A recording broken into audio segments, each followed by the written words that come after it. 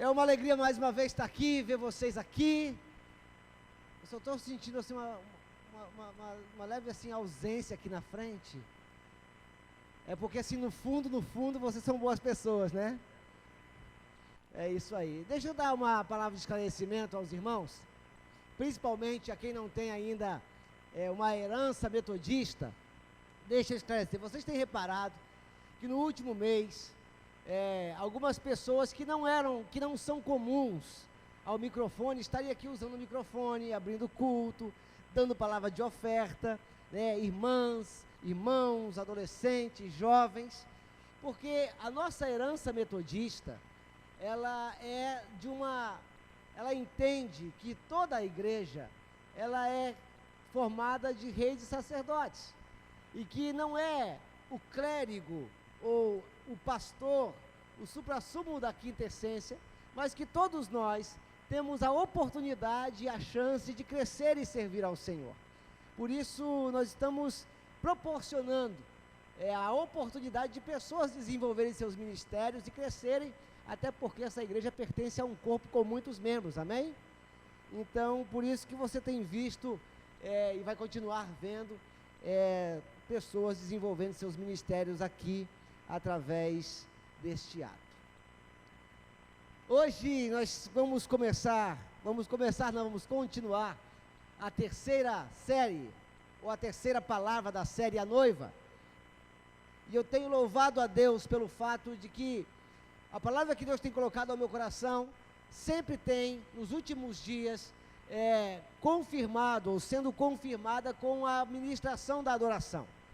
E hoje, de maneira muito especial e muito específica, os louvores que foram ministrados e conduzidos à igreja, falaram de sentimentos humanos, de beijo, de abraço, de olhar nos olhos, numa relação homem e mulher. E eu achei oportuno essa expressão, porque me deu a oportunidade de trazer um esclarecimento extremamente importante para a nossa vida cristã, que é entender que a nossa relação noivo e noiva, a nossa relação igreja-Cristo, não tem nenhuma, zero, conotação humana, sexual ou nesse tipo de aspecto. A nossa relação com Deus, que é espiritual, é no nível do espírito e não no nível da alma. Quando eu digo à minha esposa que eu a amo, eu estou falando a ela no nível da minha alma, do meu intelecto, do meu psique. Mas quando eu digo a Deus que o amo, eu preciso entender que um Deus que amo deve ser no nível do espírito, porque Deus é espírito, e importa que os que o adorem em espírito e em verdade. Então essa expressão, e eu vou falar muito sobre isso hoje, essa expressão do sentimento carnal, às vezes frustra a nossa concepção do relacionamento com Deus, aonde ele deve ser vivido principalmente pela fé. Abra a sua Bíblia no livro de Gênesis, capítulo 3. Livro de Gênesis, capítulo 3.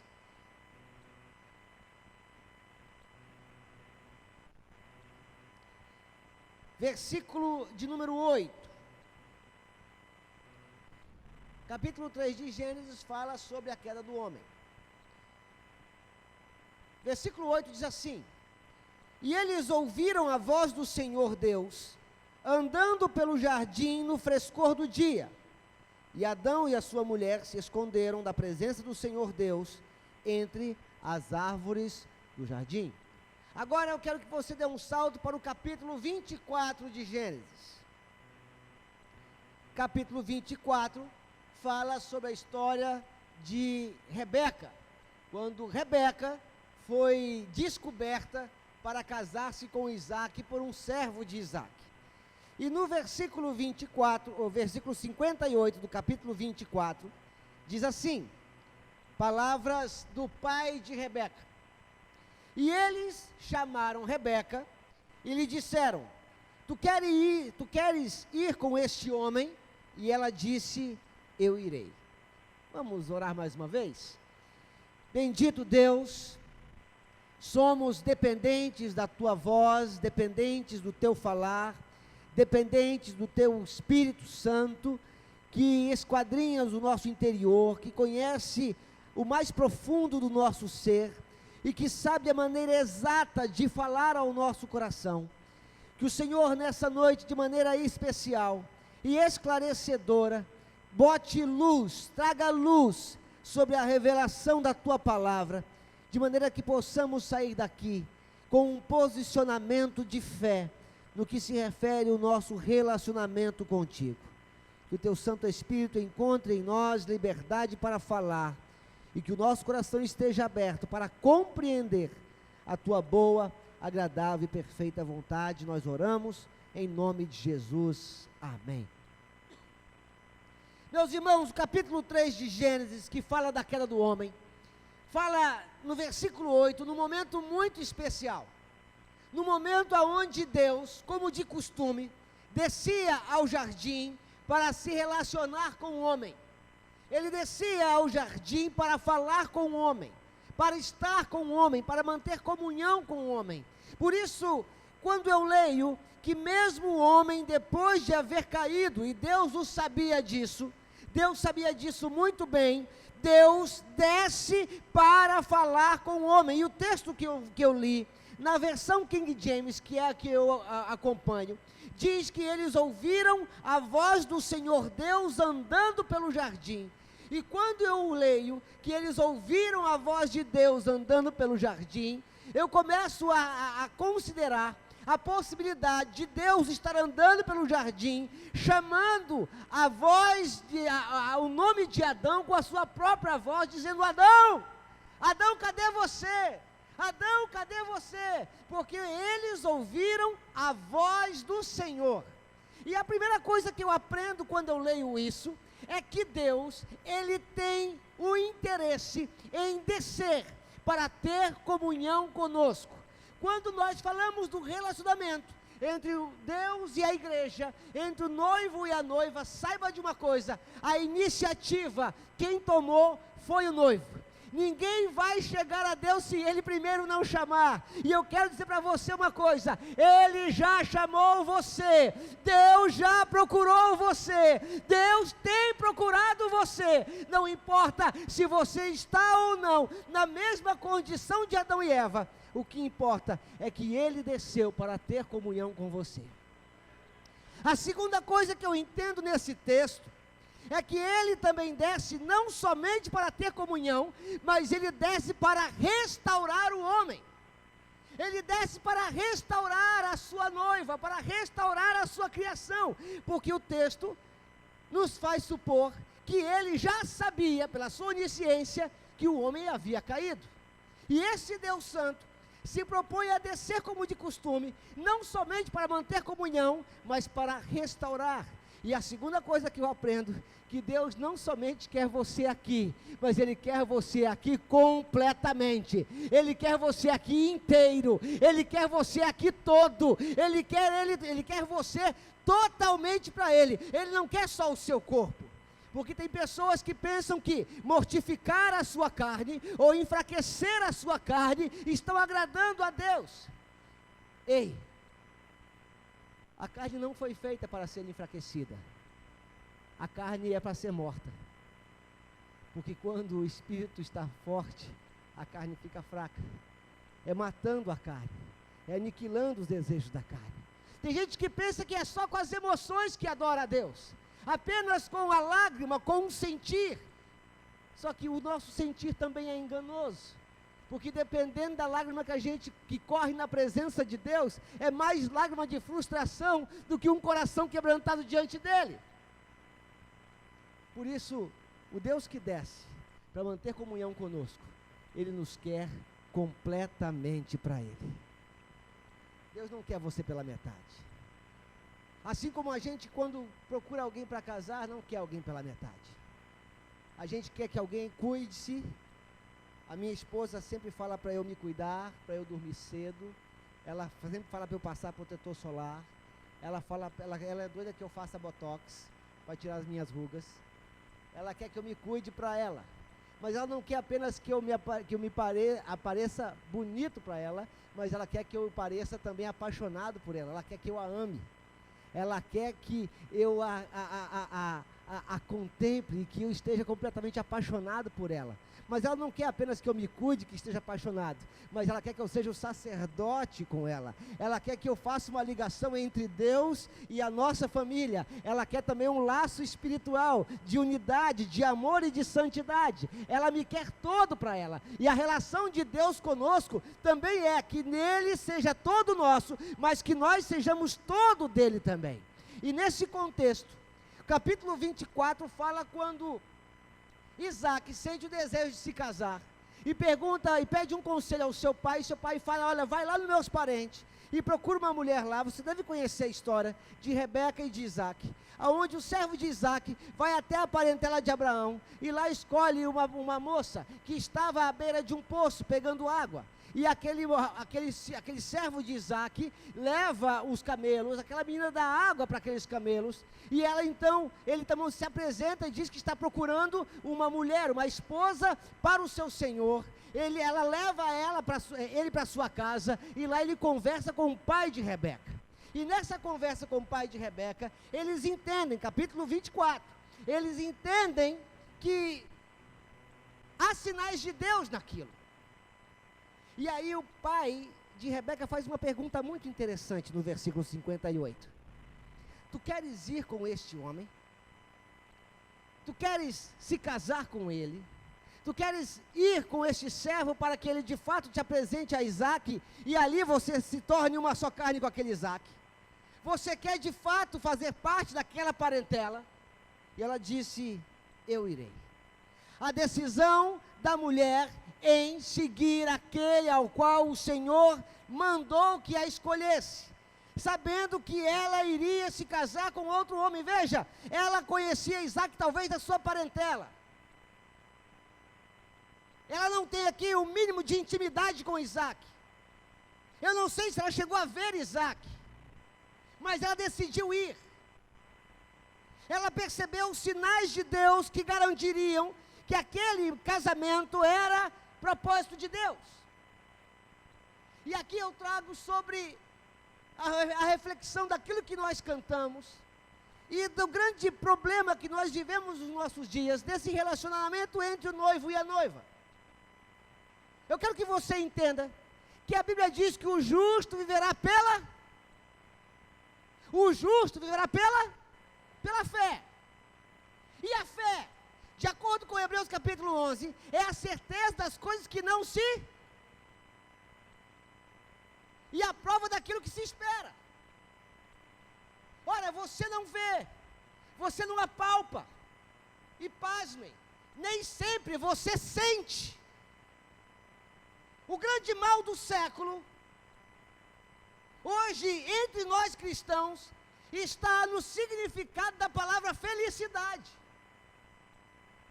A gente quer se sentir bem, e esse se sentir bem está se tornando o árbitro das nossas decisões mais profundas no relacionamento com Deus.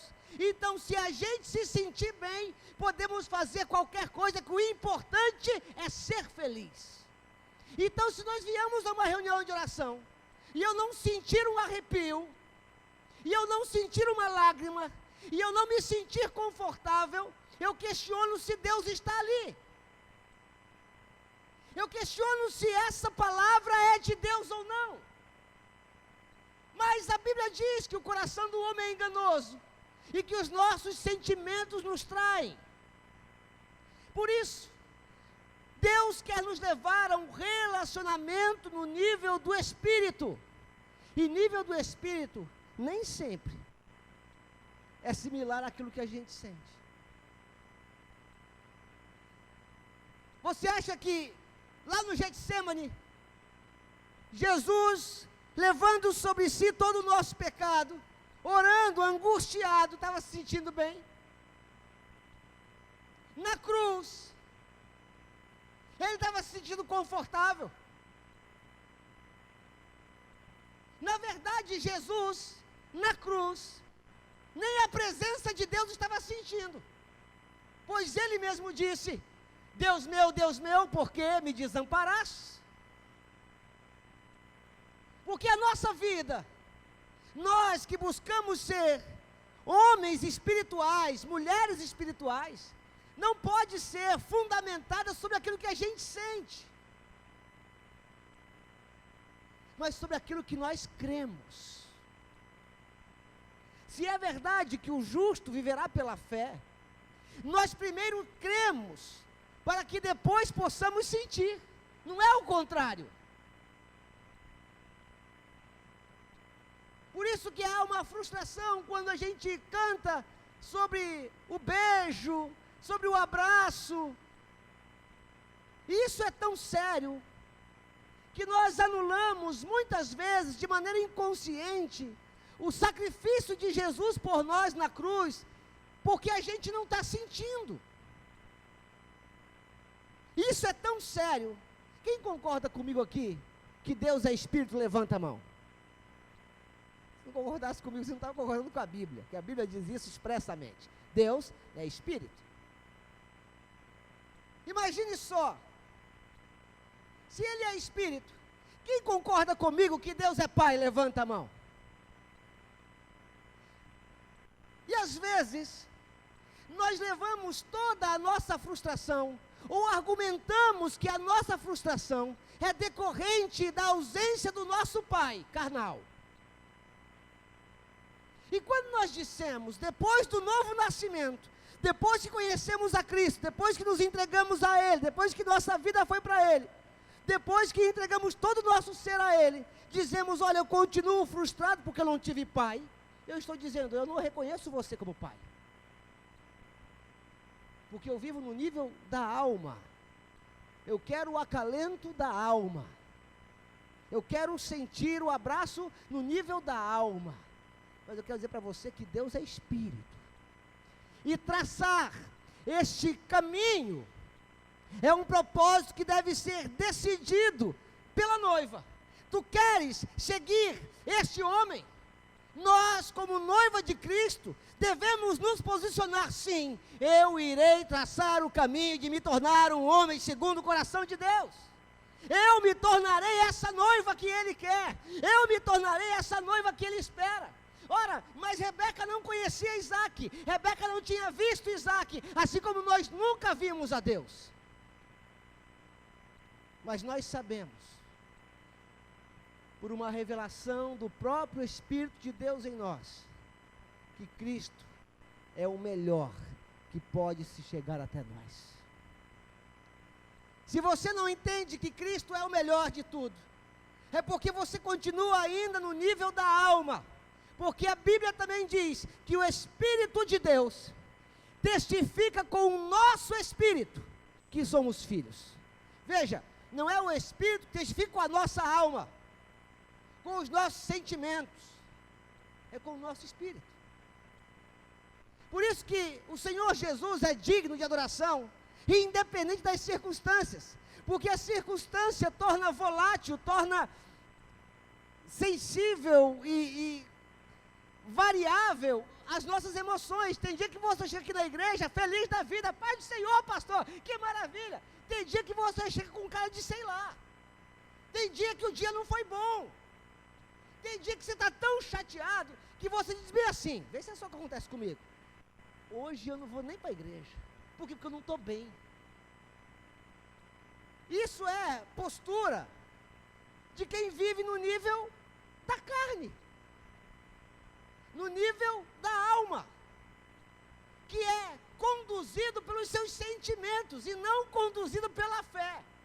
Porque quem é conduzido pela fé tem o mesmo sentimento que Jó teve no capítulo 19. Depois de ter tudo arrebentado, perdido seus filhos, perdido sua esposa, doente, arrebentado, se coçando com um caco de telha, a Bíblia diz no capítulo 19, que ele olha para o céu e diz: eu sei que meu Redentor vive e por fim se levantará sobre a terra. Veja, a situação estava totalmente adversa, mas ele creu.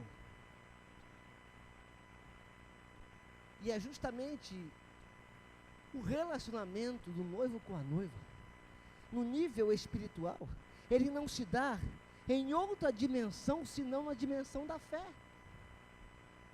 Hebreus capítulo 11, diz que aquele que busca Deus, parece óbvio, abra aí por favor, Hebreus capítulo 11, parece óbvio que o autor de Hebreus escreve, parece óbvio, mas no versículo 6,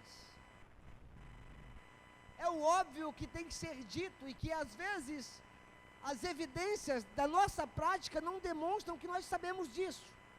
No versículo 6 do capítulo 11 de Hebreus diz assim: porém, sem fé é impossível agradar-lhe, porque é necessário que aquele que se aproxima de Deus acredite que Ele existe. Quem aqui acredita que Deus existe, levanta a mão. Quem acredita que Ele é Senhor, levanta a mão. Que Ele é dono de tudo, levanta a mão. Que Ele é dono da sua vida, levanta a mão. Se você acredita nisso, em nós já não há o desejo ou espaço para vontades. Há espaço para obediência. Há espaço para submissão. Já não há mais espaço para vontade. Se eu acredito em tudo isso, já não é mais o que eu sinto, mas o que eu obedeço.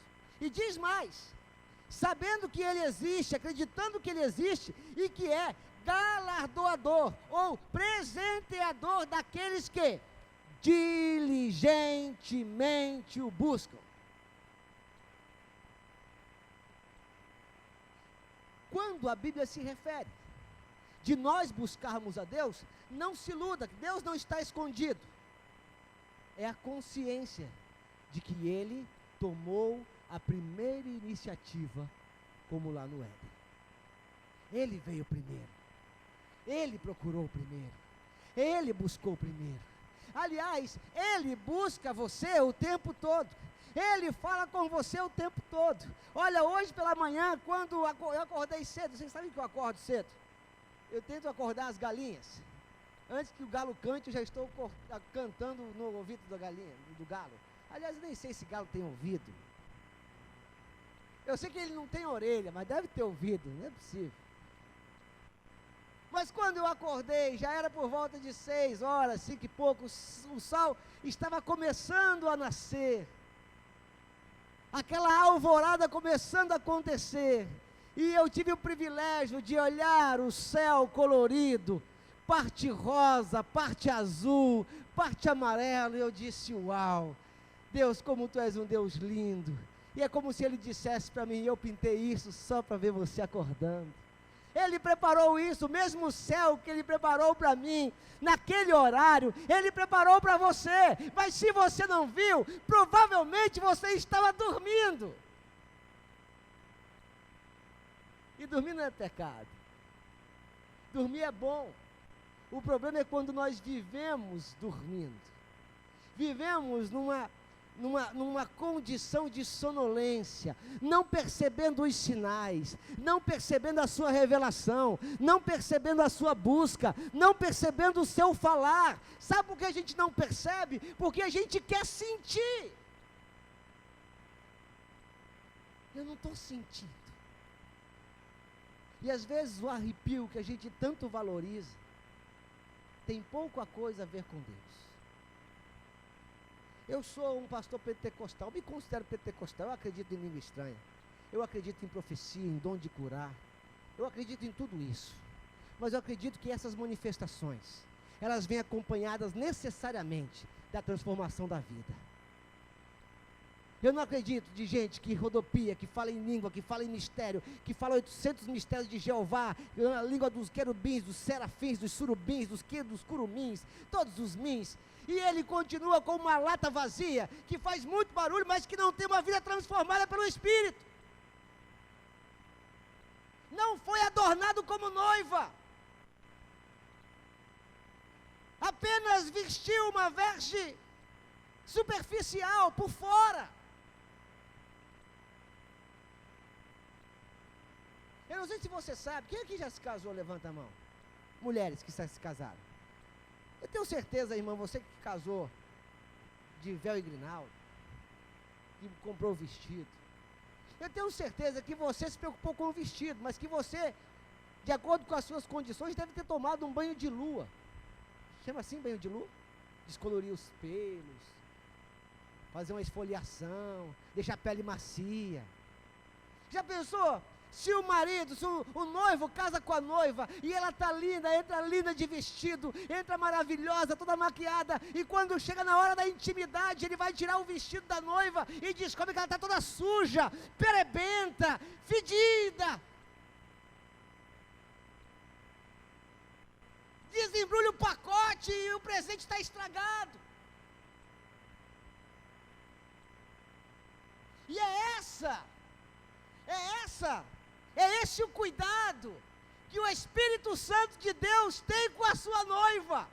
Porque Ele não quer uma noiva apenas vestida de branco, mas Ele quer uma noiva de coração puro, uma noiva que não está adornada apenas no seu físico, mas que ela não tenha mácula, ela seja irrepreensível, ela seja santa. Então, meu irmão, não é o que você sente que determina se Deus está ou não está. O que determina é o que está escrito na palavra de Deus. E esta não falha e nem volta vazia. Você sentindo ou não. Se você, pastor, tem coisa também que eu não acredito. Mas vai acontecer independente de você acreditar ou não. Há pessoas que não acreditam que o noivo vai vir buscar sua noiva. Só que isso não muda nada a realidade. Ele vai voltar e pronto, acabou. Por isso, nessa alegoria do noivo e da noiva, o servo de Isaac é o Espírito Santo. Ele tipifica o Espírito Santo, que veio nos procurar e dizer: olha, meu Senhor está de olho em tu. Sabe quando a gente é adolescente? Tu te lembra dessa época? Tempo, né? Mas que adolescente é sempre assim, adolescente sempre gosta de quem não gosta dele. É sempre assim, isso é fatal. E isso é bíblico. Porque em Cantares de Salomão aconselha: olha, não desperte o amor até que ele esteja preparado. Por isso que adolescente é todo confuso. Ele gosta de quem não gosta dele, na outra semana desgosta, gosta de outro. E às vezes gosta de dois ao mesmo tempo. Confusão total. E aí quando a gente é adolescente, aí tem um amigo nosso que gosta da outra menina, aí fala: fala com ela lá, fala com ela. Aí a gente chega assim: fulano tá afim de ti, ó. Te acha gatinha. Aí ele fala assim: ixi. O Espírito Santo é esse colega que vem falar pra gente: ó, tem um noivo de olho em você. E antes que a gente diga ixi, ele fala: esse noivo é o Rei dos Reis e Senhor dos Senhores. E ele quer um relacionamento sério contigo. Só que para isso, você precisa me acompanhar. Porque durante o caminho, eu vou te falar quem é o meu Senhor.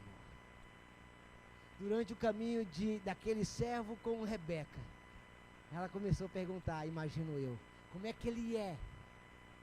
Ele pode ter dito: ele é loiro, cabelo curto, olhos claros, o sorriso dele é um pouco tralamelado, os dentes meio tortos, meio amarelado, pastor de uma igreja lá, cara bonitão. Ele deve ter falado: olha, meu Senhor, ele tem esse temperamento, ele gosta disso, ele se agrada daquilo outro. Olha, eu acho que ele vai gostar de você, ele gosta, ele esses dias passou e elogiou o cabelo do fulano. E é assim que o Espírito Santo faz com a gente. Enquanto a gente traça esse caminho da espiritualidade, da vida espiritual, ele vai dizendo o que o noivo gosta. E vai nos ensinando quem é o noivo, e vai nos mostrando quem é o noivo, e nós começamos a nos preparar para o dia que encontrarmos esse noivo. E a gente não vai entender na nossa cultura ocidental a reação do primeiro encontro de alguém que a gente vai se casar. Uma coisa é eu conhecer você ou conhecer alguém que veio pela primeira vez hoje, em um nível de relacionamento impessoal, que a gente se apresenta na porta, olha, que bom que você veio. Outra coisa é uma mulher chegar para mim, ou um homem chegar para uma mulher, sabendo que vai ser a esposa dele. Como é que vai ser o primeiro encontro? Será que ele vai gostar de mim? Será que ela vai gostar de mim? E é esse sentimento, daí sim, deve ser nutrido em nós o sentimento de o que eu preciso saber desse noivo para que eu agrade. Porque ele veio me buscar, ele veio me restaurar, ele mesmo sabendo da minha condição de inimigo seu, me procurou para ter comunhão comigo e para me restaurar. E agora ele não quer só me ver junto e restaurado, mas ele quer intimidade. Intimidade.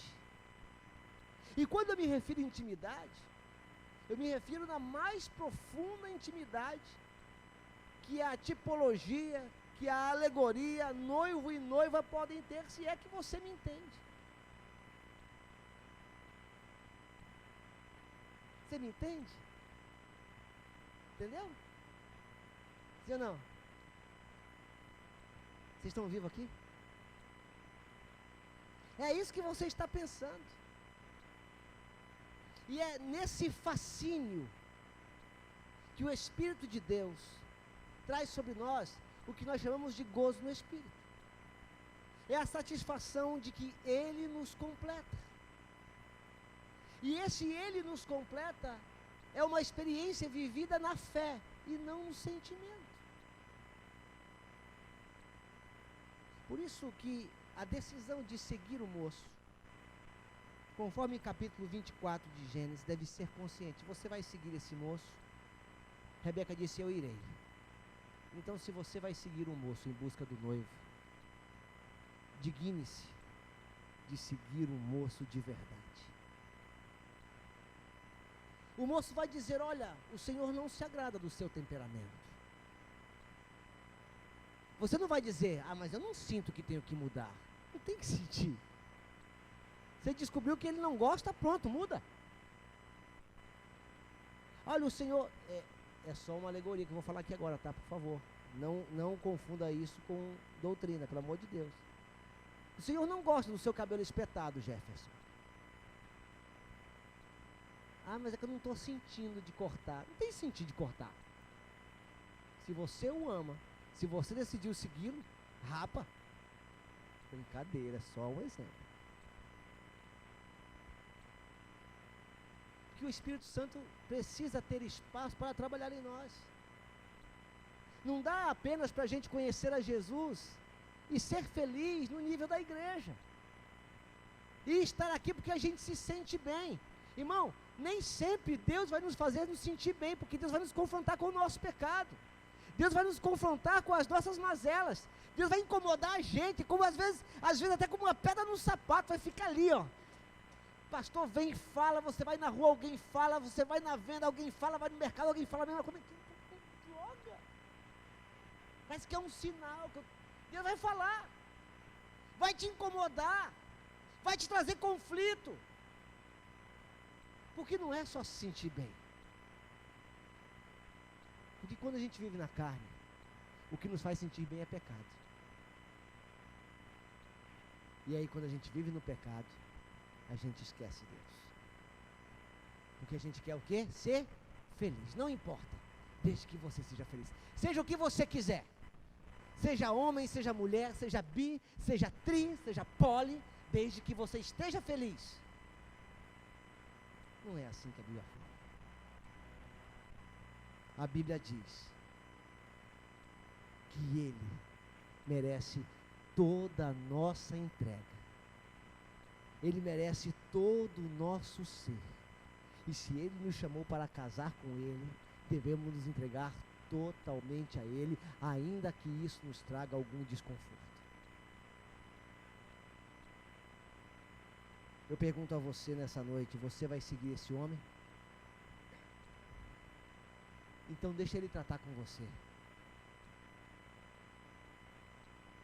Não espera o pastor dizer assim, irmão, muda essa postura, não. Ouça o Espírito Santo falar com você. Ouça o Espírito Santo fazer concessões e fazer restrições a você. Às vezes a gente se preocupa muito com grandes pecados. A gente se preocupa muito com adultério, fornicação. A gente que é crente tem muito essa questão, né? Se vier alguém aqui e falar, olha, matei 15 mil pessoas da minha vida, mas aceitei Jesus, aleluia, glória a Deus. Mas se vier um homem, fala assim, olha, traí minha mulher e estou arrependido. Ixi, se afasta desse irmão, que esse irmão é adúltero. A gente tem um negócio com adultério, né? A gente bota ele como o mais grave de todos os outros. A gente se preocupa com coisas grandes e esquece das pequenas. A gente esquece do nosso temperamento, que machuca pessoas. A gente esquece que em nome de ser sincero, a gente é grosso. Porque eu sou assim mesmo, eu falo na cara, machuca. E o Espírito Santo não machuca ninguém. Alguém cheio do Espírito Santo não machuca outra pessoa. Até o chamar a atenção é agradável. A gente se preocupa com os grandes pecados, mas contamos pequenas mentiras. A gente até fala que é uma mentirinha branca, até racista. Como se mentira tivesse cor.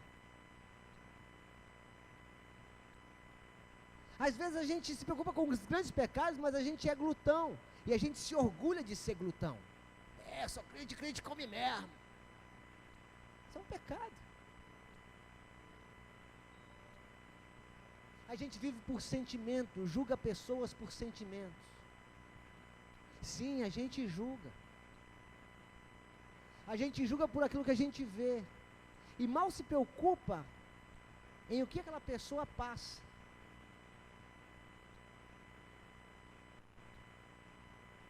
E enquanto eu falo com você, meu coração intercede aqui, meu espírito ora aqui, pedindo, Deus, fala conosco e nos convence desses pequenos pecados que mancham o nosso corpo para a tua glória. Não é legal a gente esconder as nossas manchas e sujeiras embaixo do vestido de noiva. Andar como noiva, mas por dentro somos leprosos. Enquanto Ele nos oferece cura. Nesse tempo que nós vivemos de cirurgias estéticas, até uma pequena anedota do rapaz que casou com uma mulher linda. E quando nasce o filho nasce feio, esquisito, nariz desproporcional ao rosto, orelha desproporcional, diabano igual a minha. E ele estranha porque a mulher é linda, ele é um rapaz bonito, mas o filho nasce todo esquisito. Vai descobrir que a mulher era bonita só porque tinha muita cirurgia, ela tinha feito tudo. Ela fez barriga, fez seio, fez nariz, fez queixo, ficou linda. E às vezes nós estamos vivendo com Deus sob uma cirurgia estética, mas não há transformação de dentro. E quando nós produzimos frutos espirituais das nossas entranhas, os nossos frutos são defeituosos. O nosso sacrifício de adoração é defeituoso, é estragado, porque a gente só é estético, não é espiritual. O nosso cântico é só estético, a nossa adoração, a nossa oferta, o nosso culto é estético. É luz apagada, é neon, é cruz que acende. Mas não há espírito. É a noiva, vestida de branco, com o seu corpo todo manchado. Mas sabe qual é a parte boa? O noivo nos vê despidos. O noivo não vê os nossos vestidos, mas vê o nosso corpo. E Ele vem, mesmo assim, Ele desce, Ele está conosco, mesmo assim, mas com a intenção de nos curar. Agora, para que Ele nos cure, é preciso expor a nossa ferida. Quando Jesus estava no templo, chegou um homem com a mão mirrada. E Jesus o confronta. E ele, no desejo de ser curado, Jesus fala a ele: mostra a tua mão. E após ele mostrar a sua mão, Deus o cura. O problema é que a gente quer que o Senhor o cure sem confessar a nossa culpa. E a confissão não é uma narração de Deus daquilo que a gente faz de errado. Porque eu não sei se você sabe, mas se tem alguma coisa que você fez de errado, Deus estava lá vendo tudo. Então não precisa contar nada para Ele, já sabe de tudinho. A confissão arrependida é: Senhor, eu fiz, eu me tornei, eu sou, mas eu não quero mais ser. Eu me posiciono, eu não quero mais ser. Não é que eu estou sentindo, eu obedeço por um ato de fé. Senhor, eu minto, mas a partir de hoje eu quero fazer com o Senhor um propósito de que eu não quero mais mentir. Senhor, eu tenho problemas com pornografia, mas eu me posiciono nessa noite. Os meus olhos estarão apenas contemplando aquilo que glorifica o teu nome. Eu me posiciono, e isso não é confortável. Perdoar não é um sentimento. Eu não sinto perdoar. Nunca vai sentir. Eu e você somos carnais, pecadores. Somos incapazes de fazer qualquer ato bom em nós.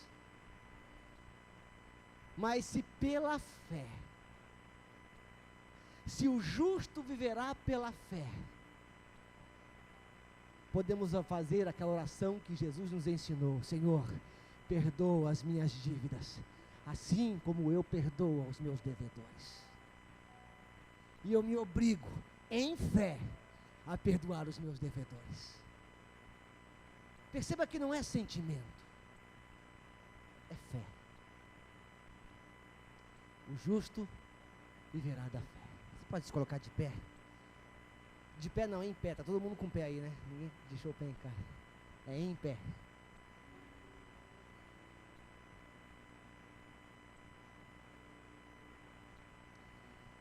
Eu tenho certeza que enquanto eu falo, eu já ouvi testemunhos assim. Uma vez eu preguei numa congregação em São Paulo, bem pequenininha, nem me lembro o nome. Esqueci o nome. Vila Jussara, lá na zona leste de São Paulo. E eu preguei, igual o canto da boca. Aí preguei. Aí quando acabou o culto, uma senhora me abraçou em prantos, dizendo: ô, seminarista, na época eu era seminarista, como Deus lhe usou quando o senhor falou isso, e eu não tinha falado nada daquilo. Então eu acredito muito que enquanto eu falo asneira, Deus fala com você pessoalmente. E a minha oração é que você ouvindo sobre viver pela fé, uma pergunta ecoe no seu coração: você vai seguir esse homem? Tem certeza que você vai seguir esse homem? Então saiba que algumas concessões terão que ser revistas. Saiba que alguns posicionamentos têm que ser feitos, e não é porque você está sentindo, não. É pela fé. É pela fé que a gente acredita que os mundos foram feitos. É pela fé que Abraão levou Isaac para ser sacrificado no monte. É pela fé que Noé construiu uma arca, sendo que nunca havia caído água do céu sobre a terra. É pela fé que a gente está aqui. Mas essa nossa fé não pode ser fingida e nem pode ser uma fé teórica. Porque senão aqui vai ser um ambiente só para a gente se sentir bem. E aqui não é um ambiente só para a gente se sentir bem. É também para se sentir bem, mas para que haja transformação em nós. Eu queria que você fechasse os seus olhos, curvasse a sua cabeça e respondesse ao Espírito Santo se você vai segui-lo. E se você decidir segui-lo, eu queria que você investisse um tempo durante os seus dias, para ouvir a voz dele. Irmãos, eu aconselho muita gente, mas é muita gente que diz: pastor, eu estou desanimado, eu não estou sentindo mais nada. Pô, irmão, não é todo dia que eu estou no fogo, não. Mas não é sentimento, não, irmão. É fé. A gente não prega só quando sente, a gente não se santifica só quando sente, a gente não jejua só quando sente, a gente não ora só quando sente. É quando a palavra de Deus nos confronta e a gente fala assim: eu vou seguir esse homem, eu vou acompanhá-lo, eu serei sua noiva, ele será o meu noivo, eu vou seguir esse homem. E enquanto estamos indo pelo caminho, me fale mais dele, e o Espírito Santo vai ter maior prazer em falar para você quem é Jesus. Esqueça a expectativa de dar beijo, de dar abraço. Isso é coisa carnal nossa aqui. Deus é Espírito. Vamos ter uma fé madura. Eu não me relaciono com Deus como me relaciono com minha esposa. São amores diferentes. Com Deus o meu amor é um amor de gratidão, um amor de sacrifício, um amor de entrega, um amor sem reservas, um amor de plena confiança. Com Deus é um amor disposto a esvaziar-me, a matar o meu ego. Espírito Santo de Deus, nosso amigo, Espírito Santo de Deus, aquele que veio nos buscar, veio nos chamar. Senhor, nós como Rebeca, talvez estamos aqui à beira do poço, pegando água, tentando matar a nossa sede, tentando saciar a nossa sede de alguma forma. Aí vem o Senhor e nos propõe que existe um Deus que quer um relacionamento duradouro, perene, íntimo, comprometido conosco. Senhor, eu tenho certeza que Rebeca não se sentia confortável em ter que buscar água do poço. Mas aí ela recebe uma proposta de alguém que a ama. Ainda que ela não o conheça, mas ele a ama. E ele decide seguir. Ela decide seguir. Deus, nessa noite, eu oro pelas pessoas que decidem seguir ao Espírito Santo. Deus, eu não oro aqueles que querem apenas seguir uma igreja, eu não me refiro àqueles que querem fazer parte de uma denominação, fazer parte de, Deus, um endereço, não, eu quero orar de maneira específica, Senhor, por aqueles que querem seguir o Teu Santo Espírito, assim como eu preciso seguir o Teu Espírito, eu preciso, Senhor, junto com os meus irmãos, aprender a calar a minha voz, para dar espaço para ouvir a Tua voz, e dizer como uma noiva, identificar no meu corpo, na minha alma e no meu espírito as minhas feridas, e identificar as minhas manchas, as minhas cicatrizes, as minhas mazelas, e permitir que esse mesmo Espírito, como um bálsamo, venha curar as minhas feridas, de maneira, Senhor, que apague as minhas manchas, e eu não esconda o meu corpo por baixo de um vestido bonito. Tira de nós a maquiagem, tira de nós, Senhor, a estética espiritual, a cara de espiritualidade, o jeito de espiritualidade, mas às vezes o coração vazio. Nos faz crer, Senhor, nos faz dobrar o nosso joelho, mesmo que nós não tenhamos vontade em nós, nos faz abrir o livro da palavra, o livro da verdade, ainda que não haja desejo em nós, nos faz te buscar na madrugada, ainda que a nossa carne esteja preguiçosa e não permita, e não queira que nos levantemos. Abre os nossos olhos espirituais, Senhor, nos faz contemplar como Isaías contemplou, abre os nossos ouvidos e nos faz ouvir como Jeremias ouviu, Ó Senhor, e nos ensina a derramar o nosso melhor aos teus pés, como aquela mulher pecadora, que se estivesse aqui em nossa igreja, nós a condenaríamos, mas aquela mulher derramou o mais puro nardo aos teus pés. Nos faz como aquela mulher, Senhor, consciente do que somos, mas também consciente do que podemos entregar, e não nos permita entregar menos do que o nosso melhor a Ti, porque o Senhor desceu lá do Éden, e ouvimos a Tua voz, e o pecado fez com que a gente se escondesse do Senhor, com medo do Seu juízo, mas conhecendo o Teu sacrifício na cruz do Calvário, ao ouvir a Tua voz, nós não precisamos mais temer, porque o Senhor vem para nos curar, o Senhor vem para nos salvar, vem para nos libertar, vem para restaurar a nossa vida, vem para nos fazer homens segundo o Teu coração, mulheres segundo o Teu coração. Deus, em nome de Jesus,